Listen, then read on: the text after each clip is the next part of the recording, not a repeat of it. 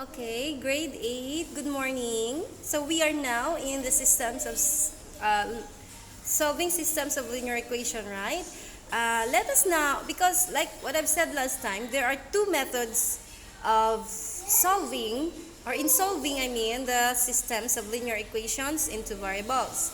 So the one method involved is the graphical, the other one is analytical or algebraic method, wherein you have to solve. But this first method is graphical. You have to graph your equation so that you will know the solution to your equations. Okay? In doing that, so it is important that you recall your previous lessons. So in order for us to graph these two equations, we need to write them first in the slope-intercept form so that it's easier to identify the slope and the y-intercept. Using the slope-intercept method, or this, form y equals mx plus b. So the slope-intercept method, the slope is your m and the b is your y-intercept. Please remember always that x is not your slope. It's not part of your slope. It is an x. So the m here, or the number that goes with x, is your slope. Alright? So we need to write these two in this form. Okay? Now, I will show because my space is very limited. So I will write it down. So 2y equals minus 4. Right? But your y has still 2. It's more than 1. It's greater than 1. It should be 1. So simplifying, y equals, divide by 2, both sides. So y is now negative 1/2 x. Separate the number, the coefficient, from the variable. So 4 divided by 2 is 2 minus 2. Right? So this is now your equation. You need to identify your slope. Your m is negative 1/2. Your b is negative 2. Later we will use that. Now, this one. So that's negative y equals negative 2x plus 7. Right? Your y is still negative. It should be positive 1. So simplifying, divided by negative 1, both sides. Y equals positive 2x minus 7. So positive divided by negative is negative. So this is your second equation. I boxed it. And then my slope here is 2. My b is, or y-intercept, is negative 7. Alright?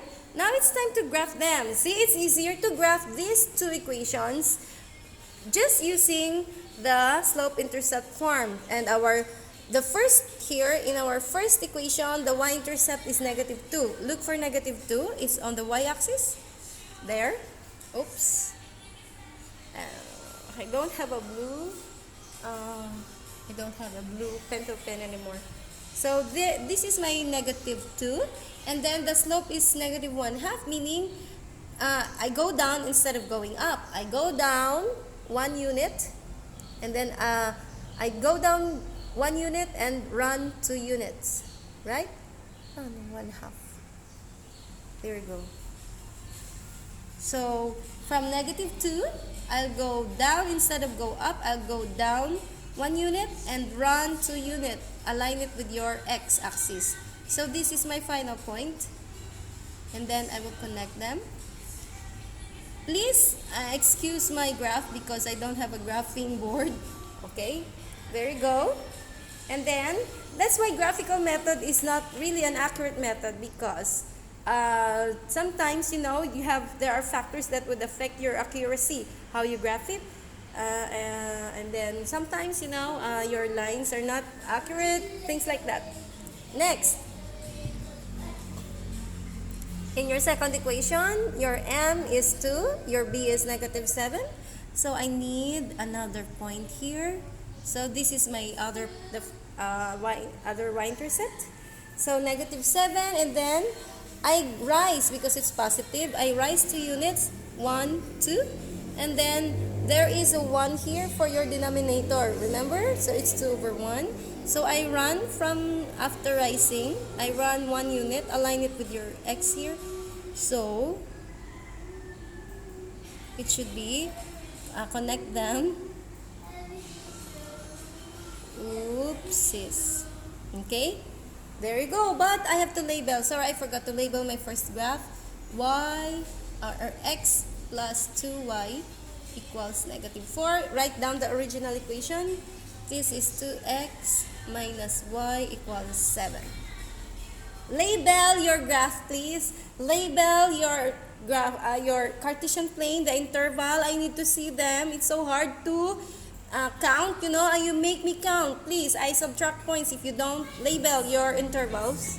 And label your graph so that I can identify which graph is that. Which equation is that, okay? Next, take a look. Remember when last time we discussed about the different types of equations. Oh no, where's the... There we go. The different types of equations, okay? So, when the two lines are intersecting, I mean if the slopes are not the same, automatically, you don't have to take a look at your y-intercept. No need. Just take a look at the slope. If the slopes are not the same, then your system is consistent independent. Right? Consistent independent because the slopes are not the same. Because if your slopes are the same, take a look at the y-intercept.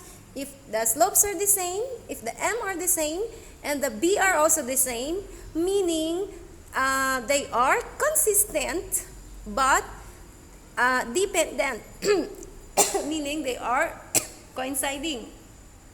If your slopes are the same but the b are not, then you have parallel lines, right? And let's recall, okay? When your lines are intersecting at one point only, like this. Sorry. Intersecting at one point. Alright?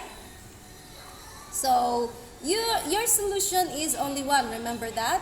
So, you have one solution for your consistent independent type of equation. So, let's take a look at the solution now. In which point did they intersect? Your x is 2 and your y coordinate is -3. There you go.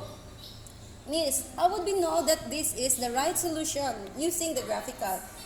Using this now as your points, your ordered pair, you substitute them. So, substitute 2 -3 to this, to x and y, and then solve. If it will give you a true equation, if this is equal to -4, then that's good. But you have to check again. Don't stop with in the first equation.